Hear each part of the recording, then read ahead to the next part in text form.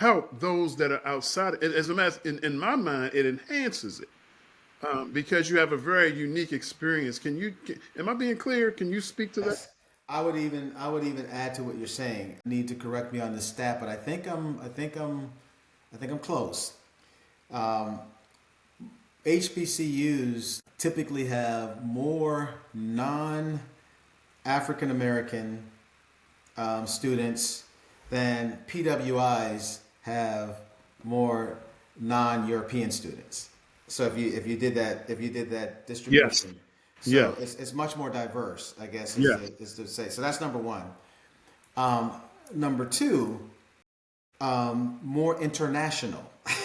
so so when you're talking about specifically the continent of Africa, but in addition to that, you're talking about the Caribbean and things like that.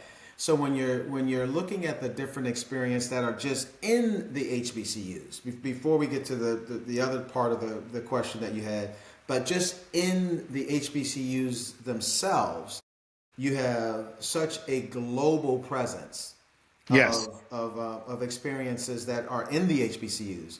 And I think because of that is the other part of what you were saying is then what you're able to contribute to the greater society is much more complete. Yes. When you're in different spaces as well. So I think to your point, for those that may not quite understand, just how full the HBCU experience can be, for quite frankly, for society overall. I mean, I just think that it's becoming less of a hidden jewel because there's so many people that now are going, they're overflowing, Yes. Yes. Yes. Yeah. you know. But there's so I can speak for hours about the value that HBCUs bring to society. And I'll leave it there. But to your point, I think because of the experiences that they are afforded by those that come to HBCUs, and the experience that society is afforded by HBCU students, what they contribute, it's such a reciprocal relationship that benefits all.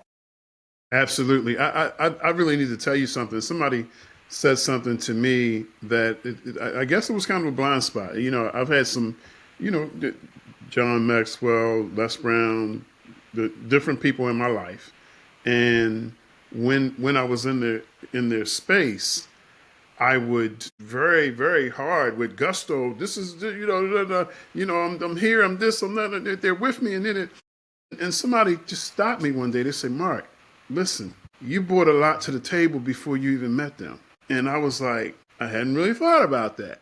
You know, and I bring that up because you are a very humble individual.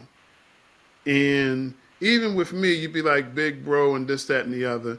But I need for you to know from me that if I have to go to battle, I don't see you as one on the second tier. I see you as one by my side.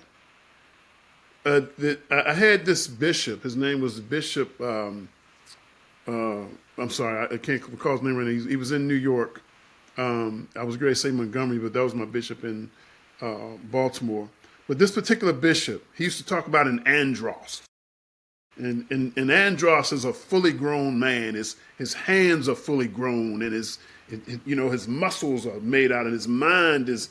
I see you as an Andros, and so I want you to see yourself in that way because, in a lot of ways, you're developing some fantastic programs, and you're doing what you're doing, but in many ways, you're simply taking what God has already developed and you're putting it in another facet of your life. So you are a powerful individual who I'd go to battle with any day. And I just need you to know that.